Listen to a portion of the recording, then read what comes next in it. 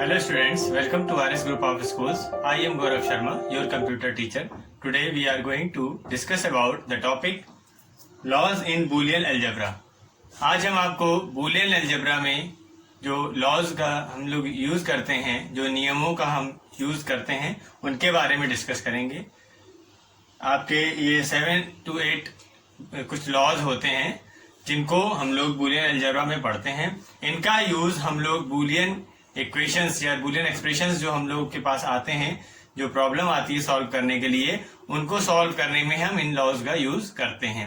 जैसे कि हमने आपको लास्ट वीडियो में डिमॉर्गन्स लॉ पढ़ाया था, उसमें हमने आपको ट्रुथ टेबल की हेल्प से उस लॉ को प्रूव करना बताया था.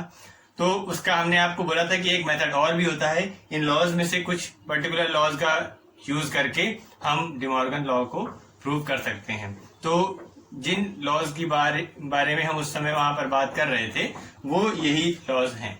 ठीक है, तो आज हम इनके बारे में डिस्कस करेंगे और फिर इन लॉज को समझने के बाद में हम जो हमारा डिमॉर्गन्स थ्योरम का सेकंड मेथड है उसको फिर नेक्स्ट वीडियो में समझेंगे.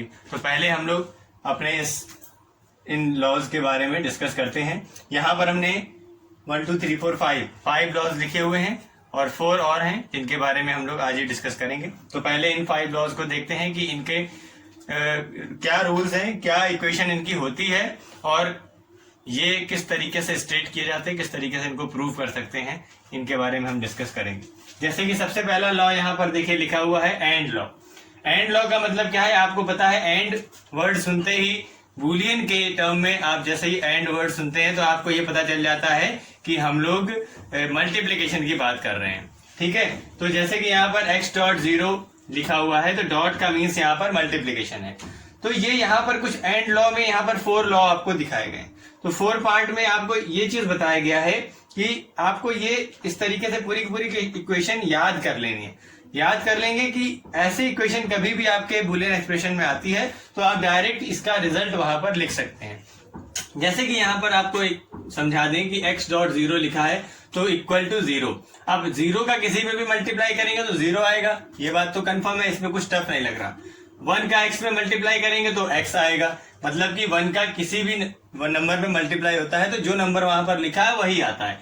अब x की वैल्यू यहाँ पर 0 होगी तो 0 आ जाएगा, 1 होगी तो 1 आ जाएगा. इसी तरीके से x का अगर x में मल्टीप्लाई करेंगे तो x आएगा.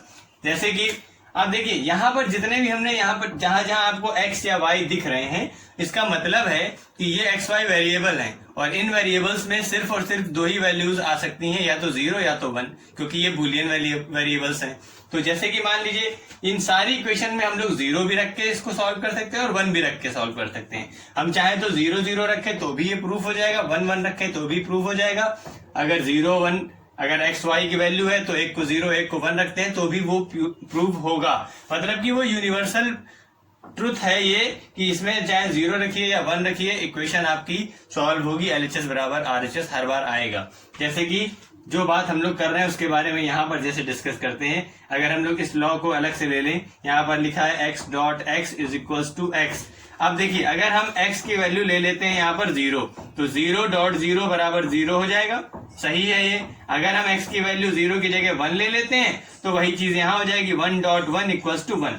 मतलब कि x अगर 1 लिया था तो रिजल्ट में भी 1 आ गया, तो वही यहाँ पर लिखा है x.x इक्वल टू x, तो 1.1 इक्वल टू 1.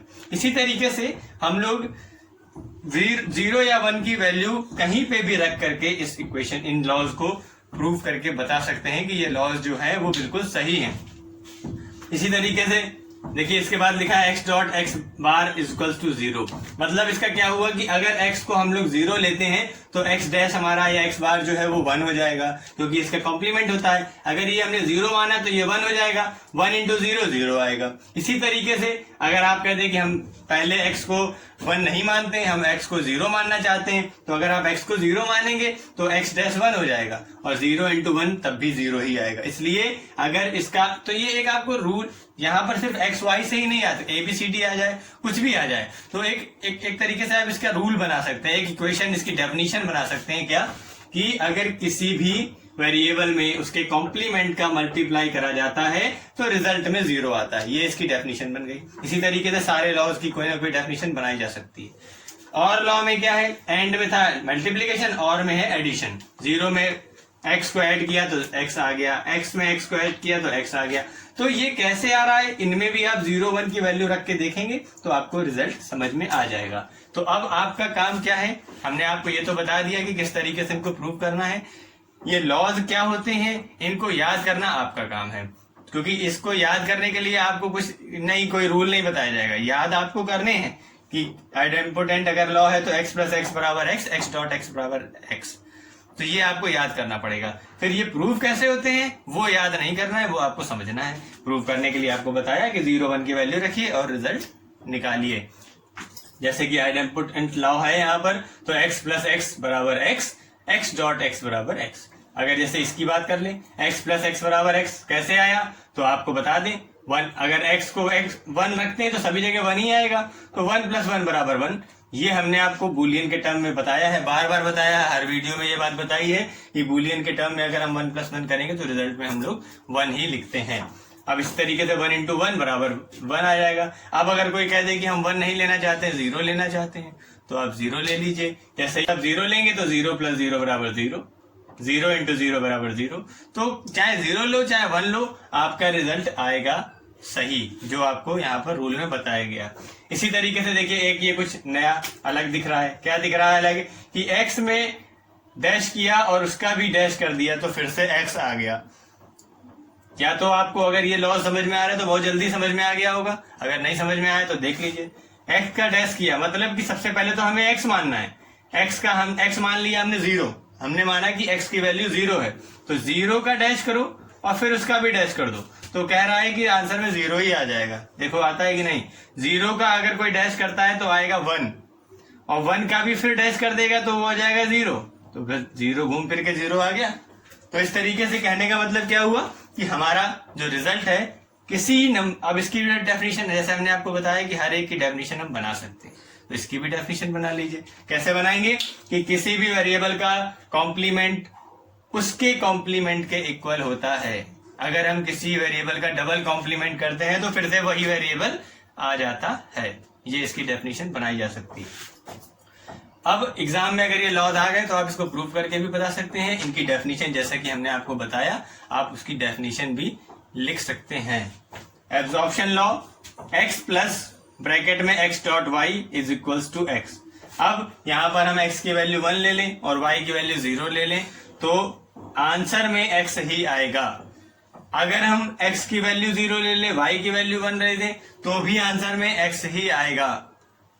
इसी तरीके से हम दोनों वैल्यूज सेम ले लें तो भी x ही आंसर आएगा। अगर आपको नहीं समझ में आया तो आप वैल्यूज रख के देख लीजिए। x आएगा का मतलब क्या, जो वैल्यू हमने x में ली है वही रिजल्ट में आएगी। अगर हमने x को 1 माना है और y को 0 माना है तो रिजल्ट 1 आएगा। क्यों, क्योंकि x को हमने 1 माना है।